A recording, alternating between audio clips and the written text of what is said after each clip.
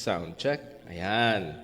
Purihin pong pangalan ng Panginoon na napakagandang awitin sa pananampalataya. Truly, as we walk as Christians, there are many things that we do not know. Ang ganda nung sinabi sa third stanza, I know not what good or ill is reserved for me of weary ways or golden days before His face I see. Pero ang atin hong pananampalataya at pagiging Kristiyano ay nakabase sa what we know. I know. And what we know is based upon the Word of God. So muli, ay mamaya sa atin hong preaching, makikita natin yung tema na yun ay aalingaw-ngaw, nakabase sa katotohanan na nalalaman ho natin. Well, tayo ho ay dumako muna sa Panginoon sa panalangin bago tayo magsimula sa atin hong pag-aaral ngayong umaga. Let us pray. Panginoon naming Diyos, aming Ama sa langit, tunay, there are many things that we do not know. Pero alam namin, O Diyos, and what a comfort na alam namin na alam mo. Na alam namin, O Diyos, na Ikaw ang soberanong may hawak sa lahat. Na alam namin, O Diyos, na hindi ka nagugulat. Na alam namin, Panginoon, na lahat ng ito ay gumagawa para sa kabubuti ng mga mananampalataya. Para sa kalwalhatian ng iyong pangalan. Kaya, O Diyos, tulungan mo kami na lalo pang lumalim sa pagtitiwala sa iyo at lalo pang lumalim sa pagkakilala sa iyo. At salamat, O Diyos, sapagkat binigyan mo kami ng iyong salita upang lalo ka naming makilala. At sa iyong salita, O Diyos, masusumpungan namin ng iyong mga kautusan na naghahayag at sumasalamin sa mga katangian mo. At nawa po, O Diyos, kagaya nga ng sinabi ng mga awit ay mangyari nga sa amin, na kaya naming sabihin, oh, how we love your law. Mahal namin ang iyong kautusan. At nawa sa pag-aaral namin ngayong umaga, lalong lumalim ang pagmamahal, lalo ito maging matamis para sa amin. And Lord, help us na hindi lamang maging tagapakinig, kundi maging mga tagatupad nito. Patawad po sa aming mga pagkukulang at pagkakasala laban sa iyo. At tulungan mo nawa kami, O Diyos, sa araw na ito, ay maluwalhati ka namin na sa pag-aaral na ito ay maitaas ka namin. Hiling namin, O Diyos, ang iyong paggabay at pagtuturo. Ilayo mo sa amin ang anumang kamalian. Dalangin namin sa pangalan ng aming Panginoong Jesus. Amen. So tayo dumako ho sa ating pag-aaral. Review po tayo. Again, we are studying about the 10 Commandments. And sa atin hong pag-review, lagi nating babasahin ito, at least for the greater part ng ating pag-aaral para maging paalala sa atin. And hopefully, bago matapos yung ating pag-aaral, ay kaya nating i-enumerate yung 10 Commandments. Simula sa Exodus chapter 20, verse 1, at dito sinimula ng Panginoon, and God spake all these words, saying, I am the Lord thy God, which have brought thee out of the land of Egypt, out of the house of bondage. Commandment number 1, thou shalt have no other gods before me. Commandment number 2, thou shalt not make unto thee any graven image or any likeness of anything that is in the heaven above, or that is in the earth beneath, or that is in the water under the earth. Commandment number 3, thou shalt not take the name of the Lord thy God in vain. Commandment number 4, so i-abbreviate na lang natin yung shorter version na pamilyar sa atin. Commandment number 4, remember the Sabbath day to keep it holy. Commandment number 5, honor thy father and thy mother. Commandment number 6, thou shalt not kill or murder. Number 7, thou shalt not commit adultery. Number 8, thou shalt not steal. Commandment number 9, thou shalt not bear false witness against thy neighbor. And commandment number 10, thou shalt not covet. And again, I would like to admonish everyone, it's very good na isaulo natin ito. At lalo na sa mga magulang, how we deal with our children kapag sila ay nagkakasala, ay napakaganda na hindi lang gusto ni mami at daddy yung ginawa mo. Anak, dahil yung ginawa mo ay labag sa utos ng Panginoon. Kasi sabi ni God sa commandment ay huwag kang magsisinungaling. Ayan. So, nawa ay ito, meron ito napakatinding praktikal na aplikasyon at napakaganda sa atin hong pamumuhay. Well, magbigay tayo ng pagbabalik-aral. Sinamarize ng ating Panginoong Jesus ang Decalogue or the 10 Commandments into 2 commandments sa Matthew 22 verse 37 hanggang 39. Ang sabi niya, And Jesus said unto him, Thou shalt love the Lord thy God with all thine heart, with all thy soul, and with all thy mind. This is the first and great commandment. And the second is like unto it, Thou shalt love thy neighbor as thyself. At si Jesus mismo ang nagsabi sa verse 40, On these two commandments hang all the law and the prophets. Ibinukod, isinamarize, hindi ibinukod, isinamarize ni Jesus ang mga kautusan sa dalawa. And the first table of the law is our relationship to God, to love God. And the second table of the law is our relationship to others. Horizontal is to love our neighbors as ourselves. So muli, ay ang makikita ho natin dito, una sa lahat ay gusto ko lang i-highlight sandali yung sinabi, yung pinaka-pundasyon, ang pundasyon nito is love. Hindi actually agad yung outward action, but the outward action is coming from, nagmumula sa puso na nagmamahal. So napakatindi itong commandment ng Panginoon. Hindi ito basta conformity lang sa action na ginagawa natin, but it also covers, saklaw nito yung puso at yung buong pagkatao natin. God gave His law for our good. Nakita natin yan. Hindi binigay ng Diyos yung kanyang kautusan para sa ating ikakapahamak o hindi siya dakilang killjoy lamang. The Ten Commandments are not mere rigid killjoy laws that God has designed to make our lives burdensome. Hindi yan binigay ng Panginoon para maging kabigatan. Hindi rin para sikilin lang tayo sa ating mga maaaring masaya at makakabuti sa atin, kung hindi ito'y binigay ng Diyos sa ikabubuti natin, sa ikagagalak natin, at ito ay dahil mahal niya tayo. And that is actually yung kabaligtaran nito is the very ano man tamang salita, yung pinakapandaya na ginamit ng dyablo kay Eva at kay Adan. Hindi kayo mamamatay. Kaya pinagbabawalan kayo ng Diyos, kasi alam niya na pag kinain niyo yan, mabubuksan ang inyong mga mata at malalaman niyo ang tama at mali at magiging kayong parang mga Diyos. Again, ang presentation ni Satanas ay ito, binigay ng Diyos yan para sikilin kayo, para limitahan kayo, para hindi niyo makuha yung the best. And again, so alam na natin, kapag ang mga kautusan at katotohanan ng Diyos ang dating sa atin ay parang lumilimita sa atin, higit sa malamang ito'y alingaw-ngaw ng kasinungalingan ng ating kaaway. The law is personal. Nakita ho natin. Bakit? Sapagkat ang kautusan ng Diyos ay base kung sino ang Diyos sa katangian ng Diyos. Therefore, ang bawat pag-atake sa kautusan ay pag-atake laban sa Panginoon. Okay? Ang bawat pag-atake, paglabag sa kautusan ay paglabag sa Diyos. So it's not mere laws. Hindi siya basta mga utos lang o mga salita lang na kailangan nating sundin o iwasan nating labagin. Kung hindi, behind that law is the God who gave it. At bawat paglabag dito ay pag-atake sa Kanya. It will never pass away. The Ten Commandments are a reflection of God's eternal perfect character, written by God Himself, set in stone. At binigyan natin ng pansin yan. This, out of all the laws na binigay ng Diyos, only this 10 ang sinabi ng salita ng Panginoon na written by the finger of God.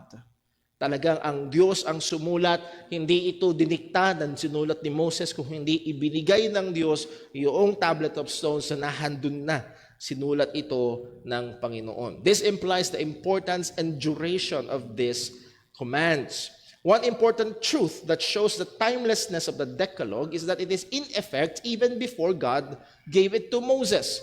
Nakita natin na in effect na itong Ten Commandments bago pa ibigay ang Ten Commandments formally dun sa Mount Sinai. Meron tayong mga examples. For example, kasalanan na pinatay ni Abel si Cain. Tama ba? Hindi. Pinatay ni Cain si Abel. Iba. Pinatay ni Cain si Abel. Kasalanan yun. Wala pa naman yun, thou shalt not murder. Kuha? So, hindi in effect yung Ten Commandments nung binigay lang.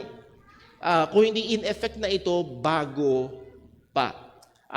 Thou shalt honor thy father and mother. Naalala nyo yung ginawa ng anak ni Noah na pag-disrespect sa kanyang magulang. Thou shalt not worship any graven images. Again, yung all over, bago pa ang Ten Commandments, nahandun na ang pag-aayaw ng Panginoon sa pagsamba sa mga Diyos-Diyos. So again, kita natin na even before yung pagbibigay sa Exodus chapter 20 ng Ten Commandments ay in effect na ito. Sabi nga ni A.W. Pink, first as the necessary and unchanging expression of God's rectitude or uprightness, its authority over all moral agents become inevitable. The character of God Himself must change before the law, the rule of His government could be revoked. Muli, walang panahon na pwedeng sumamba sa ibang Diyos-Diyosan. Walang panahon na okay lang magsinungaling. Walang panahon na okay lang ang adultery. Walang panahon na okay lang na mag-murder. Walang panahon dahil hindi nagbabago ang Diyos. So God's character Himself must change before the law could be revoked or even revised. Now, as we have said, some in the Christian community deny the law is still binding today to believers and unbelievers and the culture. Merong mga nagsasabi na hindi na, tapos na yan dumating na si Kristo. Romans 6:14, binagamit na itong verse ito, for sin shall not have dominion over you, for you are not under the law, but under grace. At ang sinasabi nila, Brother Paul, pag sinabi mo na kailangan pa rin sundin ang Ten Commandments, you're putting believers under the law. Well, again, that is a very bad handling ng salita ng Panginoon. They did not even first na tinanong, ano bang ibig sabihin ni Pablo nung sinabi niya dyan sa Romans 6 verse 14 that you're no longer under the law but under grace. So that's a mishandling ng salita ng Diyos. And then also, on the other hand, there are some verses that seems to teach teach otherwise. So Romans 3 verse 31, coming from the same book, same apostle, ang sabi ni Pablo, do we then make void the law through faith? God forbid, yea, what? We establish the law. Ano yun? Sinabi ni Pablo sa Romans chapter 3, we establish the law. Pagdating sa Romans chapter 6, we're no longer under the law. Again, hindi pwedeng kontrahin ng Diyos ang kanyang sarili, hindi kinokontra ni Apostol Pablo ang kanyang sarili, but there is a misunderstanding sa marami na nagsasabi na ang Ten Commandments ay hindi na binding sa atin ngayon. Sabi ni Ernest Risinger, it is of the most importance to discern the differences between the ceremonial law which pertain to the worship of Israel and figured Christ, the civil or judicial laws which detailed the duties to Israel as a nation having their roots in the moral law, particularly in the second table, and the moral law by which the Creator governs the moral conduct of all creatures for all times. Okay? Isa sa mahalaga na kagaya nung ating ginawa sa pagdating sa kalooban ng Diyos, naalala niyo yung pinag-aralan natin yung will of God, dahil madalas sa Bible, nababanggit yung will of God. And we make the distinction na merong will ang Diyos na tinatawag natin God's decree, yun ay laging nangyayari, hindi pwede yung mabago, hindi pwede yung pumalya. Merong God's demand, kagaya ng mga kautusan. Dinedemand niya, hindi yun laging nangyayari. Sa madalas nga, sumusuway ang mga tao. Yun din, merong God's decree, God's demand. Ano yung isa? God's will of hindi ko maalala ngayon yung isang term. Pag naalala ko mamaya. Nevertheless, ang punto is kapag in-interpret mo na lahat ng God's will sa Bible ay God's will of decree, ay mamamali tayo. Okay? So, ganun din. Pagdating sa salita ng Panginoon, we must be discerning anong klaseng kautusan ang tinutukoy. At dito lalabas, at sabi nga ni Ernest Risinger, napakahalaga na makilala natin, ma-distinguish natin yung ceremonial law, and then yung civil law or judicial laws, and yung moral law. Pag-aralan natin, the civil law represented the legal principles that govern Israel as a nation under the guidance of God, or particularly yung Ten Commandments. Doon nakaugat Kaya may mga civil law na pag sumamba sa ibang Diyos-Diyosan, bitay. May mga civil law na pag yung baka mo nakapatay, yung baka nakapatay, may parusa. May kabayaran. May civil law na pag yung bahay mo ay hindi secured. Yung taas hindi secured, tapos may nahulog. may pananagutan. May mga civil law. Bakit?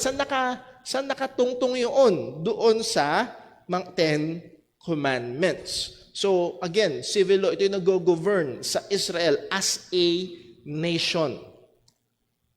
Now, the civil law has expired. Why? Because the church is not Israel as a nation.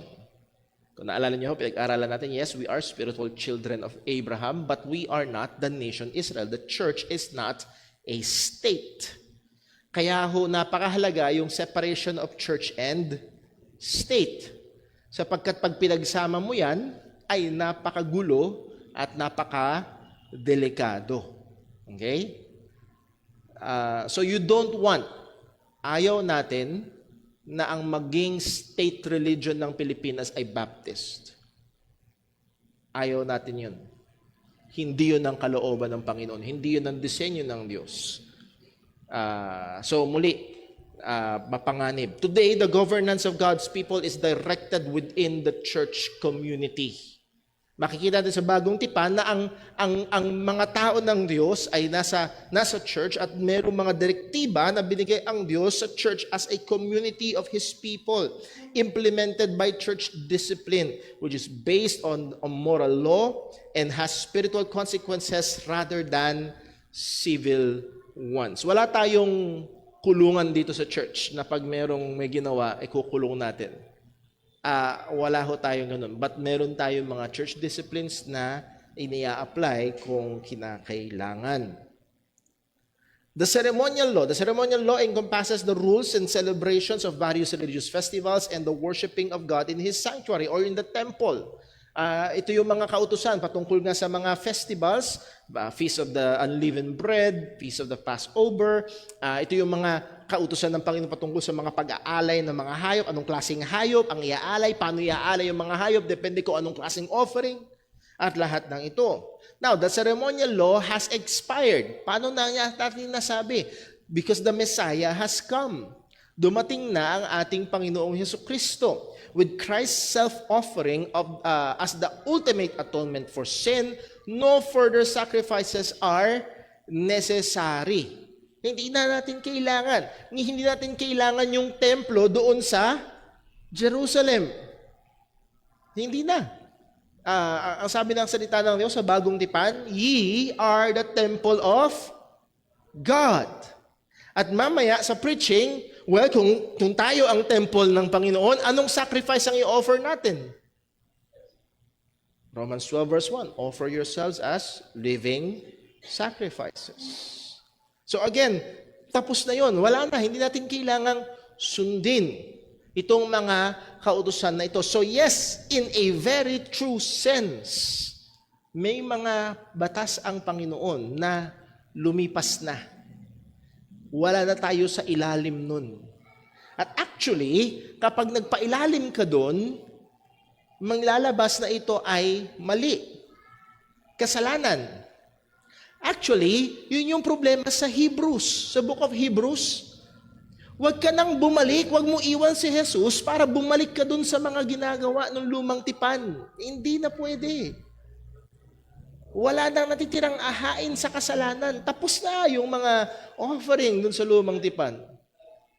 So muli, expired na itong ceremonial laws. Sabi ni Phil Ryken, the distinction between these three kinds of law, the moral, the civil, and the ceremonial helps us understand what the New Testament teaches about God's law. The ceremonial law and the civil law were types and figures pointing forward to the cross and the kingdom of Christ. Now that He has come, they have been set aside, which is why the New Testament sometimes seems so dismissive of the law. So ito sa malaking tulong sa atin kung bakit natin, pagbabasa natin sa bagong tipan ay may mga verses na nagsasabing no longer under the law. So yes, wala na tayo under doon sa ceremonial law. We're no longer under doon sa civil law, which is parehong tumuturo kay Kristo. But we are still, as we will see, expected to live out yung moral law or the 10 Commandments. Now, tingnan natin yung civil law, yung ceremonial law, ngayon naman yung moral law. Moral law finds its core expression in the 10 Commandments, which act as an enduring and just guideline for our relationship with God and each other. Ito yung enduring. Hanggang ngayon ay naririto. As we have said, kung paanong tama noon ang pag-aalay ng mga tupa, mali na yun ngayon. Kasi dumating na si Jesus. But as we have said, tama noon na hindi sumamba sa ibang mga Diyos-Diyosan. Tama pa rin ngayon. Tama noon na thou shalt not murder. Okay? Tama pa rin yun ngayon. So hindi yun nawala, hindi yun nagbago. Again, si Phil Ryken sabi niya, do the 10 Commandments have any abiding relevance for Christians in the culture as which we live? Yes, God's law is still binding today. His standards has not changed any more than His character has changed. So muli, dahil ito'y nakatungtong sa kung sino ang Panginoon, sa katangian ng Diyos, at hindi siya nagbabago, at therefore, itong mga kautusan na ito ay hindi rin nagbabago. The Father and the Son. So let's consider this. We pointed out that the law is a reflection of God's character, and to disobey it is a personal offense against God Himself. Well, how about our Lord Jesus Christ? Pinoint out natin, yes, ang mga kautusan na ito, particularly ang Decalogue, ay refleksyon kung sino ang Diyos. Nag-uugat to kung sino ang Diyos. Okay? Sana makita nyo, yung civil and yung ceremonial law nakaturo sa parating na Kristo. At dumating na siya. Itong moral law ay sumasalamin kung sino ang Diyos. At hindi nagbabago yon. Okay? Pero paano naman ngayon ang ating Panginoong Kristo? Let us consider some verses. Colossians 2 verse 9, anong sabi? For in Him, that is in Jesus Christ, dwelleth all the fullness of the Godhead bodily. Jesus Christ is not any less God than the Father and the Spirit. Hindi siya mas mababa, hindi siya kulang, hindi siya less perfect kaysa sa Ama at sa banal na Espiritu. Ang punto ay, ang kadiyusan ng Ama ay ganoon din ang kadiyusan ng Anak. Therefore, ang katangian ng Ama ay siya ring katangian ng Anak. Nakukuha niyo kung saan patungo? Isa pa, sa Hebrews 1 verse 3. Who, that is Jesus Christ, being the brightness of His glory and the express image of His person. He is the exact, sa ibang translation, the exact imprint of the person of God, of the Father, and upholding all things by the word of His power, when He had by Himself purged our sins, sat down on the right hand of the majesty on high. Ang pinupunto lang ho natin dito ay yung sameness ng Ama at ng Anak, at syempre kasama doon ang banal na Espiritu. They are of the same nature and same what? Attributes and same characteristics. Then therefore, hindi natin pwedeng sabihin, ang punto nito ay ito, dahil itong 10 Commandments ay sumasalamin sa katangian ng Ama, ito rin ay sumasalamin sa katangian ni Kristo. Point, as the Father is holy, so also is the Son. And as the moral law is the reflection of God's character, it is also the reflection of the perfections of our Lord Jesus Christ. Kaya lalong lumalabo yung sinasabi ng iba, well, kasi dumating na si Kristo, kaya yung mga law na yan, at sinasama nila yung moral law na wala na. Hindi po pwede. Because we are called to be what? Disciples of Disciples of Christ. Pag sinabing disciples, ano ibig sabihin nun? Followers of Christ. At kung followers tayo ni Kristo, ano yung susundan natin sa Kanya? Kung sino siya. At magre-reflect yun. At ang formal na refleksyon nito ay makikita natin dito sa moral law. Matthew 5 verse 17, ang sabi mismo ni Jesus, think not that I am come to destroy the law or the prophets. I am not come to destroy, but to fulfill. But to fulfill. Again, sabi ni Phil Ryken, the Son is every bit as sovereign, jealous, life-giving, faithful, truthful, and loving as the Father revealed Himself to be in the Ten Commandments. Kaya wag nating isipin, kagaya nung tinuturo ng mga Marcionists, na yung Diyos ng lumang tipan ay mahigpit at galit. Ang Diyos ng bagong tipan ay maluwag at masaya. Hindi. It's the same demand. Kung hindi man ay mas matindi, as we will see mamaya ho sa atin hong preaching. Genuine disciples of Christ must love and obey the Decalogue or the Ten Commandments. Why? Bakit natin kailangan mahalin ang 10 utos? Because it reflects the perfect character of the Lord Jesus Christ and reveals Him to us as we follow His steps. Muli, madalas meron tayong kaisipan na parang ano ba yan? Bawal yan, bawal yan, bawal yan, bawal yan. Pero hindi, ito yung nagre-reflect, and I somewhat mas nakatulong sa akin personally nung pag binabasa, how I love thy law, sabi ng mga awit sa book of Psalms. Well, if we love God and if we will love the Lord Jesus Christ, we should love the law of God. Because it reflects Him. Mas nakikilala natin siya. At tayo ay tinawag na sumunod sa kanyang mga hakbang. So yes, the moral law is still binding. When we read the New Testament, what we can observe is that believers do not apply both the ceremonial and civil laws. Okay? Very good observation ito. Pag binasa natin ang bagong tipan, ang makikita natin sa bagong tipan, particularly sa church, ay hindi inia-apply ng mga mananampalataya ang dalawa. The civil law and the ceremonial law. Hindi nila yun inia-apply. What we do not see in the New Testament is the abolition of the moral law. Wala tayo makikita sa New Testament na inabolish ang moral law.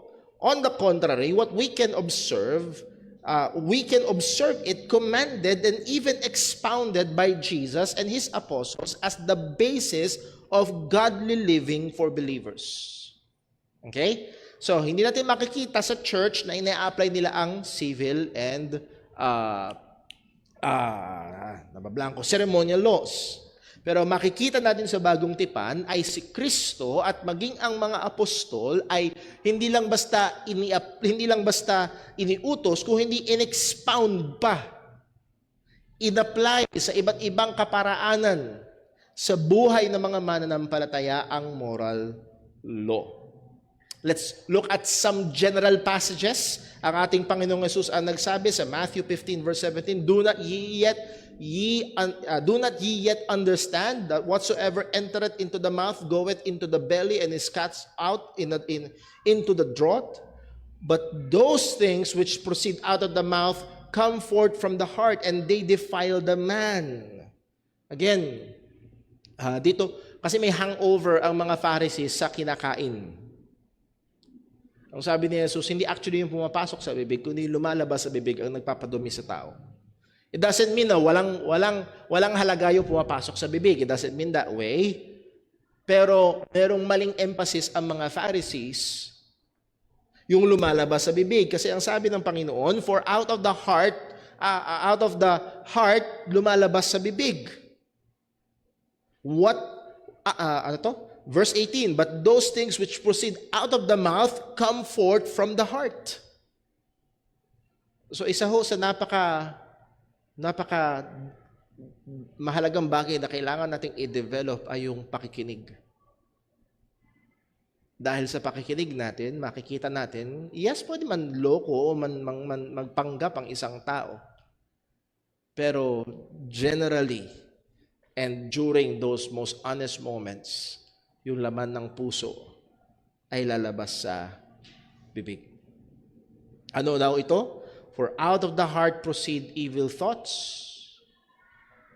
Ano? Murder, adulteries, fornication, thefts, false witness, blasphemy. These are the things which defile a man.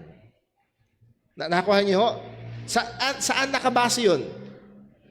It's almost a Xerox copy ng Decalogue. Hindi man kumpleto dahil hindi yun ang layunin, but ang punto ho ay sa mga kinukonsidera ni Jesus na kasalanan, ito ay makikita natin na refleksyon ng 10 utos. 1 Corinthians 6 verse 9. Again, ito si Apostol Pablo. Know ye not that the unrighteous shall not inherit the kingdom of God? Be not deceived. Na-enumerate niya, sino yung mga unrighteous, Apostol Pablo? Neither fornicators, nor idolaters, nor adulterers, nor effeminate. Again, yung effeminate ay homosexuals, nor abusers of themselves with mankind, nor thieves, nor covetous, nor drunkards, nor revilers, nor extortioners shall inherit the kingdom of God. Hindi nawala, inaasahan na naka-apply ang moral law. Sa 1 Timothy chapter 1 verse 9, we'll be reading from the ESV. Ang sabi ni Apostol Pablo kay Timothy, understanding this, that the law is not laid down for the just, but for the lawless and disobedient, for the ungodly and sinners, for the unholy and profane, for those who strike their fathers and mothers, for murderers, the sexually immoral, men who practice homosexuality, enslavers, liars, perjurers, and whatever else is contrary to sound doctrine. In accordance with the gospel of the glory of the blessed God, with which I have been entrusted.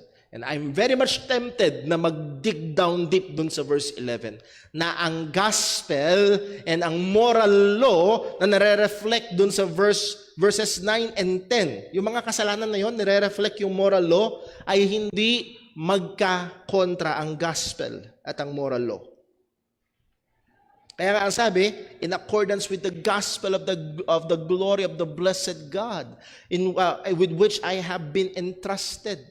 Yung gospel na pinagkatiwala kay Pablo, which is the gospel of our Lord Jesus Christ, it's not contrary to the moral law. It's in accordance. It's in accordance. Galatians 5:19. Now, the works of the flesh are manifest. At dito, magkakontra yung work ng flesh and the work of the Spirit, or as we have known it, to be the fruit of the Spirit. At ang sabi ni Pablo, what are the works of the flesh? Adultery, fornication, uncleanness, lasciviousness, idolatry, witchcraft, hatred, variance, emulation, wrath, strife, seditions, heresies, envyings, murders, drunkenness, revelings, and such like. Of which I tell you before, as I have also told you in time past, that they which do such things shall not inherit the kingdom of God. So again, anong nire-reflect? Muli, hindi layunin ni Pablo lagi na i-enumerate ng mga kasalanan na magre-reflect doon sa Ten Commandments. Nevertheless, makikita natin doon sa mga statements na ginawa ng ating Panginoong Hesus ng mga apostol, mukhang in effect. Mukhang yung pinagbabawal doon sa Ten Commandments ay bawal pa rin hanggang ngayon. Mukhang binding ang Decalogue. Now, to give some specifics, tignan natin ang ilang mga spesipiko. Commandment number 1, thou shalt have no other gods before me. Ang sabi sa 1 Corinthians 10 verse 14, wherefore, my dearly beloved, what? Flee from idolatry. And yes, alam natin na hindi limited sa mga graven images ang idolatry, but yung bawal na sumamba sa ibang Diyos, even before the Decalogue, ay bawal pa rin hanggang ngayon. Commandment number 2, thou shalt make unto thee any graven image. Huwag kang gagawa ng anumang bagay na hinubog at huwag mo silang suyukuran o pagsasambahin o paglilingkuran. Ang sabi sa Acts 17 verse 29, sabi ni Apostol Pablo, for as much then as we are the offsprings of God, we ought not to think that the Godhead is like unto gold or silver or stone graven by the art by art and man's device. Bawal pa rin ba? Bawal pa rin. Totoo pa rin ito. Commandment number 3, thou shalt not take the name of the Lord thy God in vain. Put it positively, ang sabi ni Jesus doon sa panalangin tinuro sa atin, na example sa atin, after this manner therefore pray ye, our Father which art in heaven, what? Hallowed. Hallowed be thy name. Let your name be lifted up. That's a positive way of putting na huwag mong gagamitin sa walang kabuluhan. Well, paano natin dapat tatratuhin? We should hallow God's name. To sanctify it. To lift it up. Commandment number 4, remember the Sabbath day. And yes, maaaring ito yung nagpapabalik-balik sa isip ng ilan. At dito may malaking kontrobersya. Okay? At dito tayo tingin ko sa mga pag-usad ng ating pag-aaral, medyo malaki-laking time ang ilalaan natin dito. At doon sa may mga tanong, please wait. Please wait. Pero ang sabi ng salita ng Diyos, for the Son of Man is what? Lord even of the Sabbath day. Siya ang Panginoon ng Sabbath. At muli, ang Sabbath ay primarily not Sabado. Ang Sabbath ay primarily rest. Rest. At ang sabi ni Kristo, come unto me all that you labor and are heavy laden, and I will give you rest. So, bibigyan natin ng mas marami pang time yan sa mga susunod. Commandment number 5, honor thy father and thy mother. Sabi ni Apostol Pablo, children, obey your parents in the Lord, for this is right. Honor thy father and thy mother, which is the first commandment with promise. Commandment number 6, thou shalt not kill or commit murder. Matthew chapter 5 verse 21, and expound pa ito ng ating Panginoong Jesus. Ye have heard that it was said by them of old. Again, sana sana naaalala nyo, lagi nating sinasabi ho ito, kapag ang mga New Testament writers o maging ang ating Panginoong Jesus ay nagko-quote mula sa lumang tipan, lagi nilang sinasabi, it is written. Okay? Notice sa verse 21, hindi sinabi ni Jesus na it is written, thou shalt not kill. Nakuha niyo ha? Ang sabi ni Jesus, ye have heard that it was said by them of old time, thou shalt not kill. So dito particularly, hindi nagko-quote si Jesus mula sa lumang tipan, kino-quote ni Jesus yung them. Yung mga religious teachers ng mga Hudyo. Okay? Yung mga rabbis nila, yung mga rabbinic teachers nila, or mga rabbinic teachings. Thou shalt not kill. So hindi, baka meron kasi minsan ako narinig na parang binago, kinontra ni Jesus ang Ten Commandments. Hindi yun. Hindi yung Decalogue ang dinidil dito ni Kristo. Ang dinidil dito ni Kristo ay yung maling sinasabi nung them. Thou shalt not kill, and whosoever shall kill shall be in danger of judgment. Anong ibig sabihin nila? Pag pumatay ka, dun ka lang delikado sa hatol. Pero hanggat hindi ka pumapatay, in-expound ni Kristo, ang sabi niya, but I say unto you that whosoever is angry with his brother without a cause shall be in danger of judgment. And whosoever shall say to his brother, Raka, shall be in danger of the council. But whosoever shall say, thou fool, shall be in danger of hellfire. But what is murder? Murder, in a very base, kung bakit, minsan, hindi ko maalala kung sino yung kausap ko, bakit pag kumatay ka ng baboy, may lechon tayo. At masaya tayo. Pero pag may, sorry sa salita, kumatay ng tao, napakasama. Because man is made in the image of God. At sinabi yun sa Deuteronomy. Isa sa mga dahilan, bigat na dahilan, bakit napakasama ng murder is because man is made in the image of God. At ang sinasabi dito ni Jesus, hindi lamang yung physical attack sa tao, ang pag-atake sa image of God, ikaw ay magalit na walang katampatang dahilan, ikaw ay magsabi ng masamang salita, you're attacking.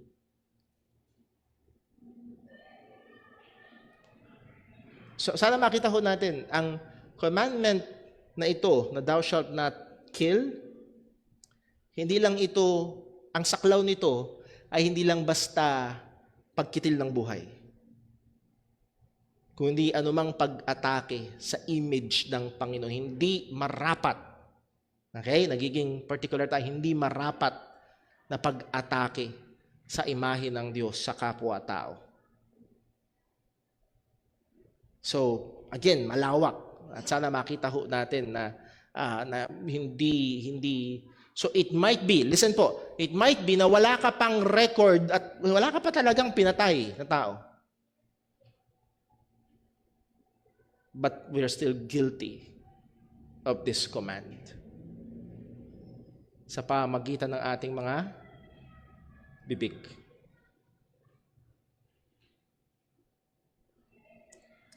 Commandment number 7, thou shalt not commit adultery. In-expound pa ito ng ating Panginoong Jesus. Alam natin ang talata. Ang sabi niya ulit, ye have heard that it was said by them. Again, sana maalala niyo na yun. Hindi ito quotation from the Old Testament, but it is Christ quoting yung mga religious teachers. Thou shalt not commit adultery, but I say unto you, in contrast doon sa mga religious teachers, itong sinasabi ko, whosoever looketh on a woman to lust after her, hath committed adultery with her already in his heart.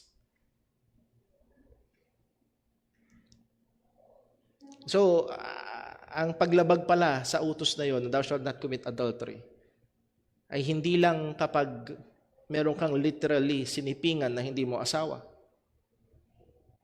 Kundi meron ka lang pinaglaruan na hindi marapat na kaisipan, yun ay paglabag na sa utos na ito ng Panginoon. Sana nakikita niyo ho, wala sa ating malinis. Walang matuwid, wala kahit isa. At sana huwag kayong titigil doon. Ang sabi ng salita ng Diyos, ang trabaho ng kautusan ay maging tagapagturo natin para dalhin tayo kay Kristo upang maligtas tayo sa pamamagitan ng pananampalataya. So ang trabaho talaga ng kautusan ay hindi para linisin tayo, kundi para ituro tayo sa kordero ng Diyos na nag-aalis ng mga kasalanan.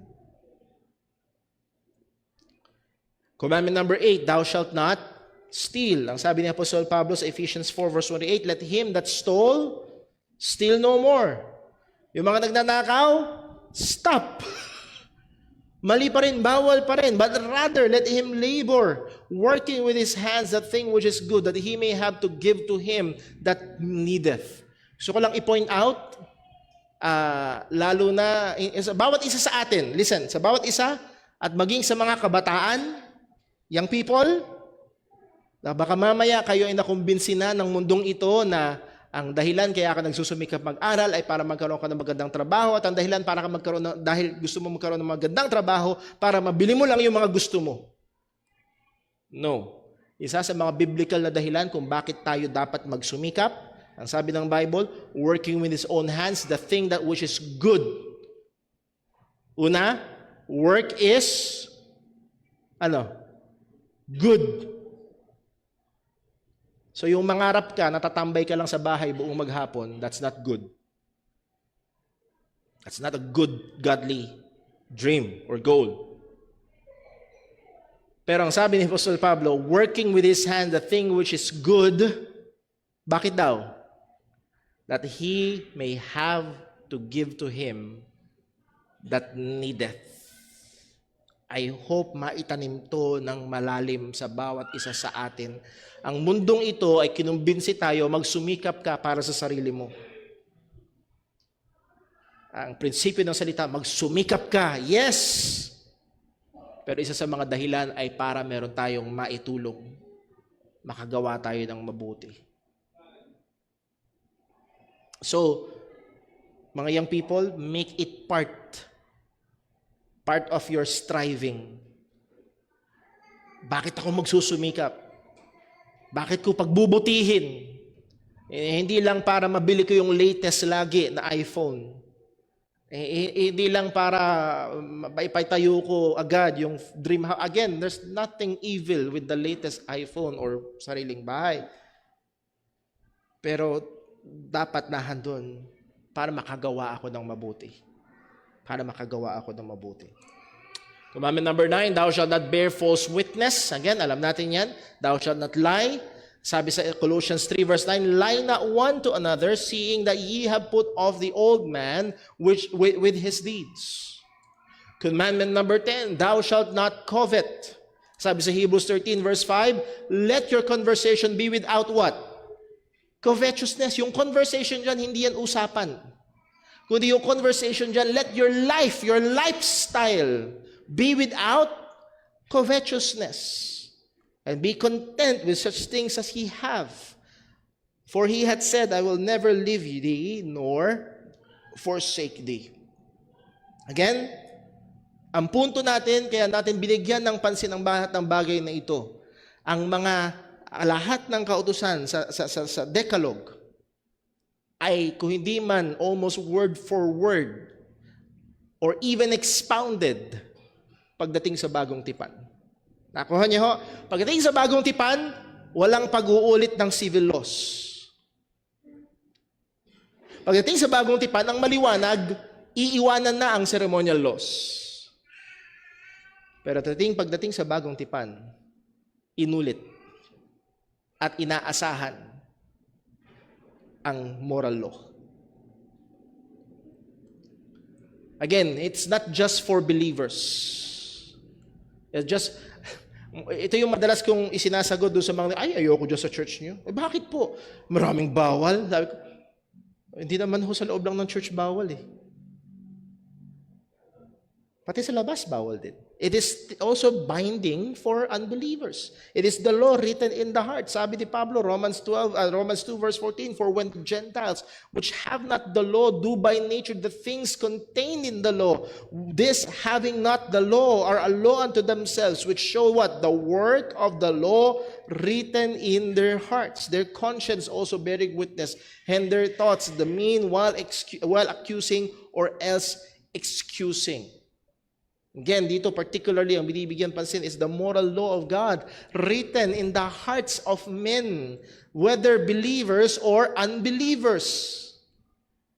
Kahit mga hindi mananampalataya, ay inaasahan, dapat sumunod, magpailalim sa kautusan ng Panginoon. So anong punto? Dito tayo matatapos. From this New Testament passages, it is evident that the law, that is, the moral law, is still binding and is important for Christians and the culture around us today. So again, we spend this time for 3 Sundays.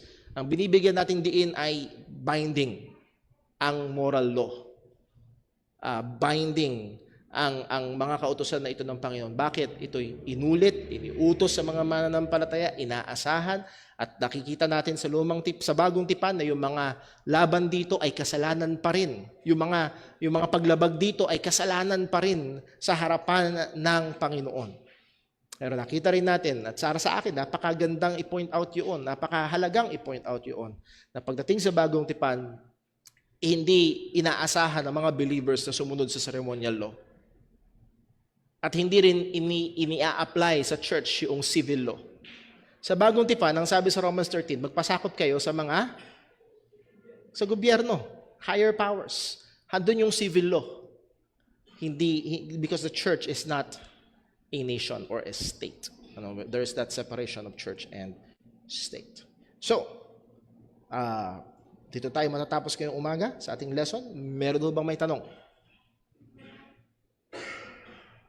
By the way, sa mga questions ho natin, sikapin natin na hangga't maaari ay may kinalaman mismo doon sa mga lesson na atin hong pinag-aaralan. Question po? Okay. Ano lang po yung mic? Sorry. Magandang umaga po, Brother Paul. Morning po. Tatanong ko lang yung sa kasalanan sa pagpatay. Sa? Sa pagpatay po, thou shall Apo. not murder. Opo.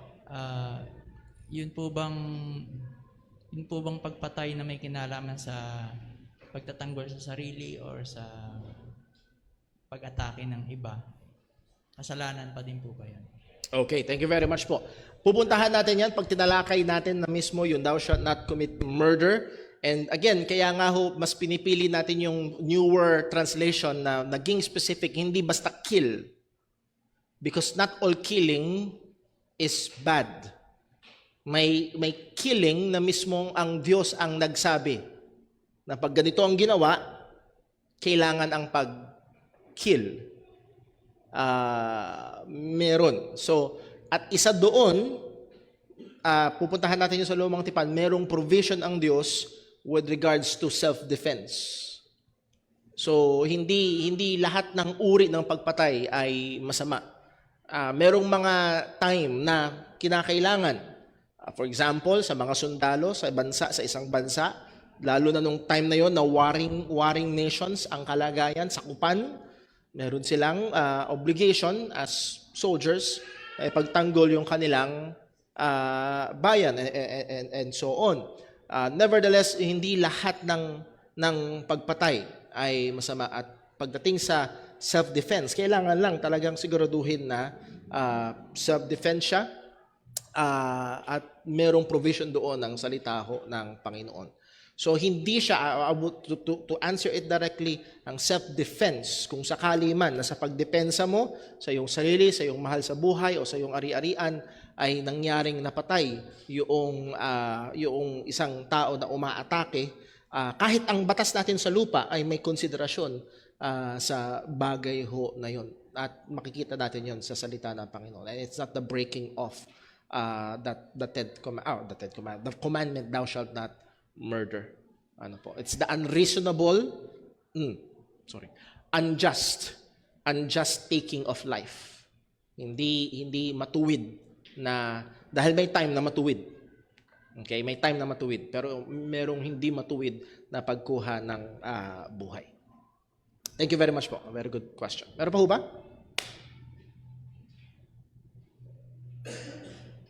Going once, going twice.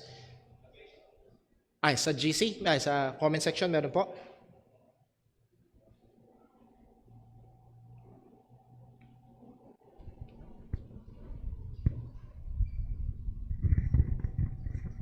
Hello. Sabi po ni Sister Lani, Mel, worshiping graven images is a form of idolatry.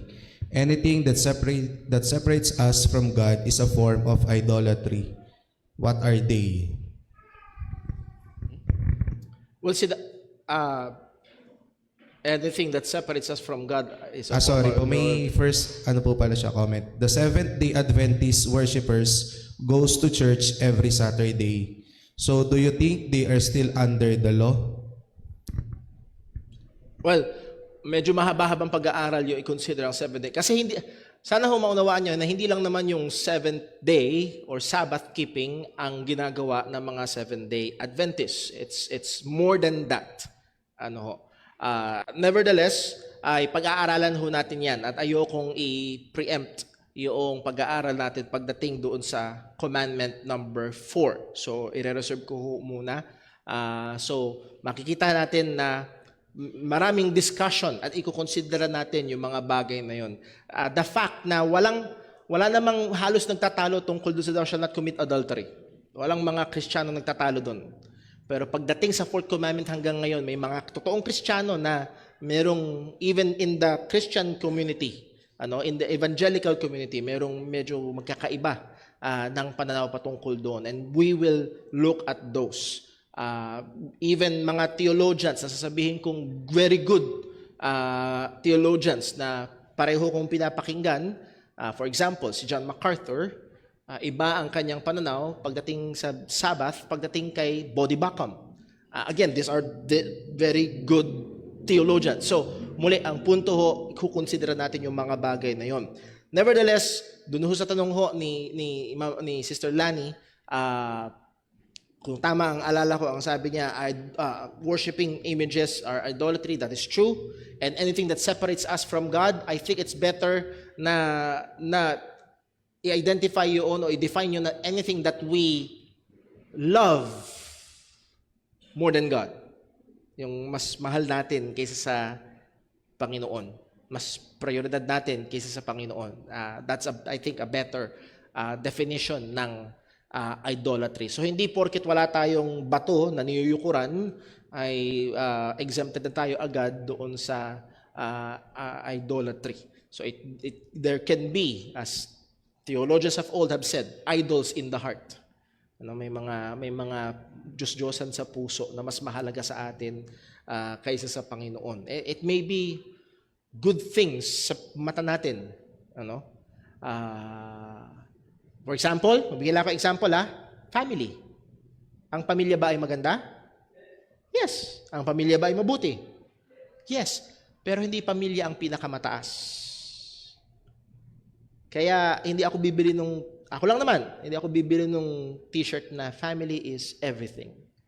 No, kasi si Jesus mismo ang nagsabi, ako'y naparito, hindi para magdala ng kapayapaan, kung hindi, espada. At ano mangyayari? Magkakaroon ng hidwaan sa pagitan ng magulang at ng anak, ng manugang sa biyanan. Nakuha niyo ho yun? So, hindi ko sinasabi at hindi kalooban na mag-wage tayo ng war sa family. No.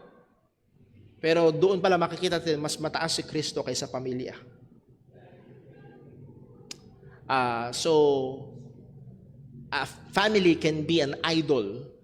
So, let's be watchful sa bagay ho na yon. So, may tanong ho kasi doon, what are they? I think nandun na sa definition, anything that we exalt over or we value more than, mas pinahahalagahan natin kaysa sa Panginoon. It can be many things. It can be many things. Basahin ko lang ho. Nagtanong ho si Brother Boy. Meron tanong dito patungkol sa 7 day. Walang verse na inabolish ang 7 day Sabbath. Baka dapat magtipon tayo ng first day pero i-observe pa din yung 7 day sa tamang paraan. We will deal with that as we go to the 4th commandment. Pero hindi pa ho ngayon dahil matagal at mahaba. Bakit may nagtuturo na ang church ay ang present day Israel at dapat pa daw sundin ang Old Testament law including ikapo? Well, that is a very mishandling. That is supersessionism. Sinupercede ng church ang Israel. No. As we have gone through sa Romans chapter 11, I believe it is clear na yes, sa Galatians maliwanag, dumo tayo sa Galatians, tayong mga mananampalataya ay anak ni Abraham. And that is we can be properly labeled as spiritual Israel. Bahagi tayo doon. Pero Israel, kala ko naipit. Israel as a nation with its civil laws and ceremonial laws, hindi. Walang pagsasali ng ganon pagdating sa church. So again, ito yung hamon ko nga ho sa mga nagpupumilit ipatupad ang ikapo sa church ngayon. Ipatupad nyo lahat. Yun lang naman. Maging consistent. Ipatupad nyo lahat ng uri ng ikapo. Pinag-aralan natin yun, di ba? 3 ang klase ng ikapo. Ipatupad nila lahat. Huwag silang tumigil doon. Ipatupad nila lahat ng offerings. Pero ba't di nila ginagawa? Dahil sila mismo, aminado sila, may mga lumipas na. Pero bakit sila may hangover dito sa ikapo? As we will see, mamaya ayokong i-spoil yung sa preaching natin, mas mataas ang demand actually sa bagong tipan. Kung nung anino pa lang ha, anino pa lang, may mga hinihingi na. Nung dumating na si Kristo. So muli, sana ayokong magkaroon ng hangover. Hindi dapat magkaroon ng hangover. So that's the good challenge sa mga nagpapatupad ng ikapo. Matupad nila lahat, but why be very selective? And there's a dishonest or wrong handling ng salita ho ng Panginoon. So no, the church is not Israel. At hindi pwedeng itawid yung ceremonial and civil law. At kung titignan niyo ho, yung ikapo ay nasa ilalim ng ceremonial and civil law. Bahagi yun. Because church noong time na yun ay theocracy. Ano po. Okay. Kung wala na, tayo po'y manalangin. Panginoon naming Diyos, aming Ama sa langit, salamat po sa iyong biyaya, salamat po sa iyong katapatan, salamat o Diyos sa iyong mga kautusan. At tulungan mo nawa kami to really magkaroon kami ng malalim na pagmamahal sa iyong mga kautusan. Lord, habang pinag-aaralan namin ito, na-expose, o Diyos, kung gaano kami kalayo sa dapat naming kalalagyan, kung gaano katindi ang epekto sa amin ng mundo at ng kasalanan, kung bakit madalas, o Diyos, ang iyong mga kautusan, particularly ang moral law, ay tila baga mapait sa aming mga panlasa at parang hindi namin ito gusto, hindi namin ito mahal, hindi namin ito binaglalaanan ng pansin. But Lord, all over your word, O Diyos, ay nahandoon ng expression ng pagiging matamis ng iyong mga utos, pagiging pagmamahal at kahalagahan ng iyong mga kautusan. O tulungan mo nawa kami, Panginoon. Tulungan mo nawa kami. And as we study, Panginoon, ang 10 utos na ito, hindi lang ito maging impormasyon sa amin upang meron kaming ipang debate sa iba. Lord, that is not our goal. Kundi lalo ka naming makilala. Lalo ka naming mahalin. At gayon din, O Diyos, ang aming mga buhay ay lalong makomporme sa iyong mga utos sapagkat ito'y sumasalamin sa iyong mga katangian. Ama, ingatan mo kami, ingatan mo po ang iyong iglesia. Pagpalain mo rin po, O Diyos, ang time ng fellowship at maging ang mga pagsasaluhan at kaupunawa ang maluwalhati hanggang sa aming pagsamba. Dalangin namin ito sa pangalan ng aming Panginoong Yesus. Amen. Karoon tayo ng 15-minute break. 10:05 ay dako tayo dito sa ating lugar sambahan.